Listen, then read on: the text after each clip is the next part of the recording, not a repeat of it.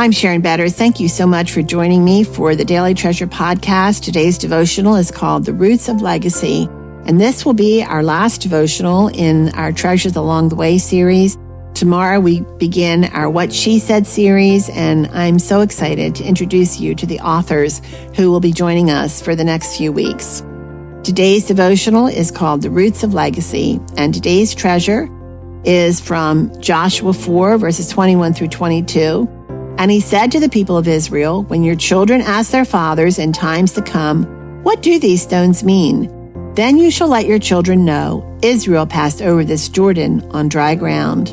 And Psalm 145, verse 4, "One generation shall commend your works to another, and shall declare your mighty acts."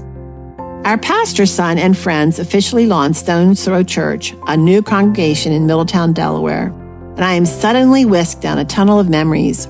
God is opening my eyes to something I can barely get my mind around. Legacy has an even deeper meaning as I consider the beginnings of this new work. Sadly, many who meet Jesus through this congregation will not know the roots of this vision. Yet this congregation is the fruit of prayers prayed that started over 100 years ago. The new congregation is located in the same town where my grandparents lived, in a house my father built, where my parents raised my siblings and me until I was 12 years old. My parents were childhood sweethearts who attended the local high school. My father built many of the homes on the east side of town, as well as a housing development he named after me, Sharondale. My mother and her mother, my Grandmom George, were charter members of one of the local churches.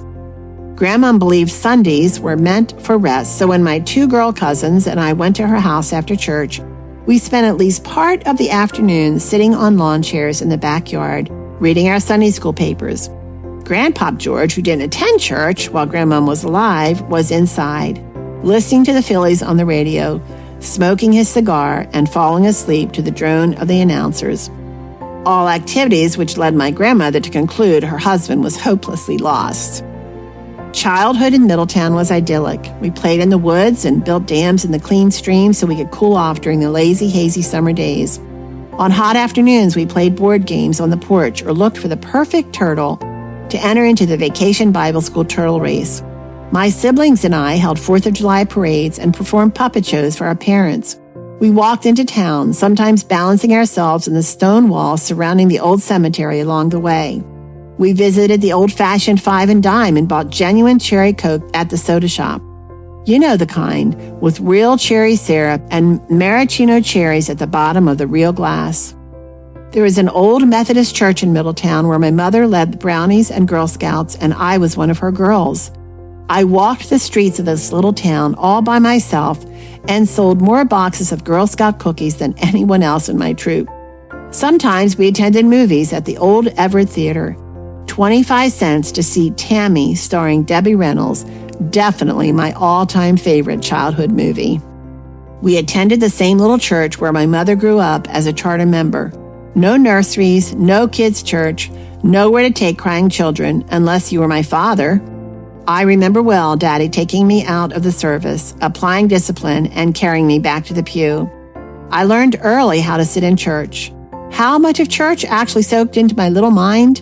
Frankly, I can't remember one sermon I heard. But I do remember my best friend and I timed the pastor's prayers, giggling on the back row during Sunday evening services, and the pastor reprimanding us for our bad behavior. I remember the hymn sings and how we always picked out the most upbeat songs as our favorites. You know the ones, Nothing But the Blood and Wonderful Grace of Jesus. This little church helped build a rich heritage of hymnology that has carried me through dark, dark days. When the church doors were open, my parents made sure we were there. Sunday school teachers, vacation Bible school programs, Sunday night services, along with Sunday worship. Every piece of church life impacted my worldview in a way I recognized and knew has influenced the way we raised our children and long for our grandchildren to embrace. Every time I enter an old church, the scent and feel of the building remind me of my childhood church life. I think that's what I'm trying to get my mind around these days. Sometimes we think teaching is only through speaking or reading or preaching, but there is such a legacy of faith in my own soul that comes from relationships within my covenant family.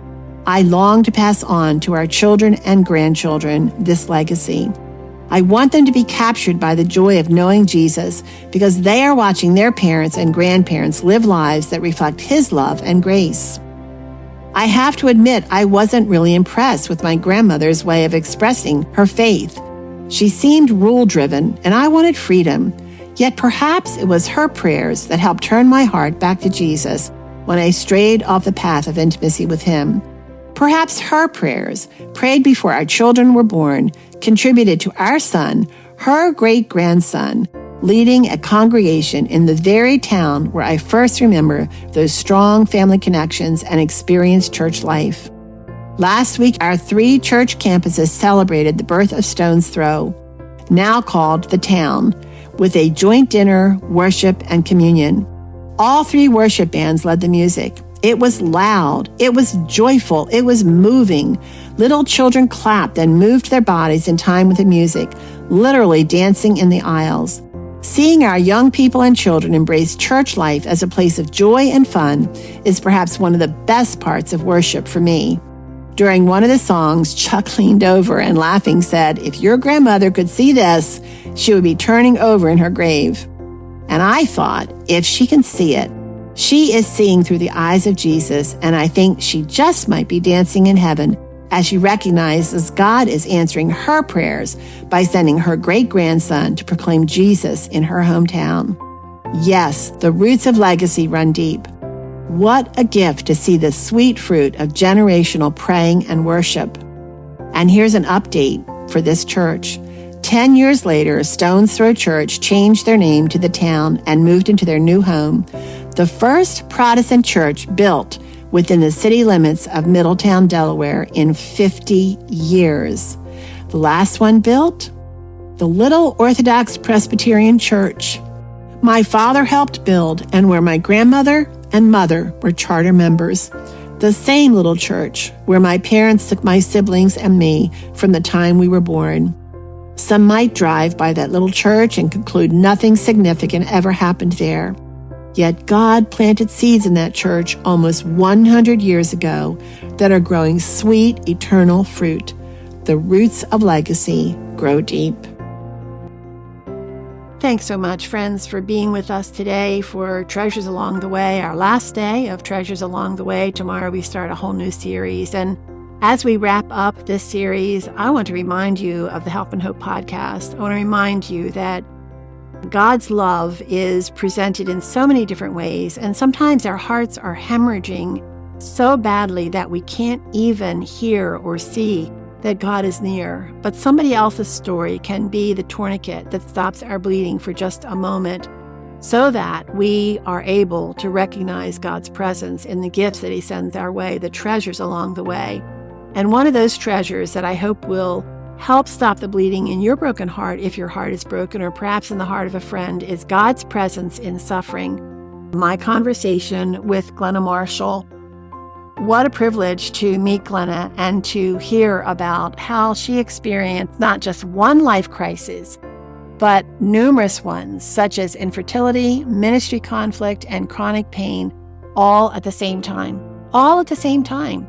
And even more than that, how do you just survive? Just one, but thrive all of these? Well, Glenna, who wrote the book, The Promise is His Presence, Why God is Always Enough, joined me to share her journey that has taken her to some very broken places, but as you will hear, she discovered priceless treasures along the way as she struggled to make sense of it all.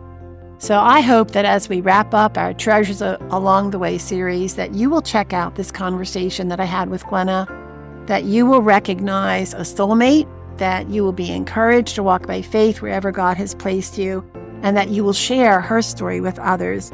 Go to helpandhopenow.org, that's helpandhopenow.org, and look for my conversation with Glenna Marshall, God's Presence in Suffering. Friends, thanks so much for joining us for this series, Treasures Along the Way. I look forward to being with you tomorrow as we start a new series in 2024.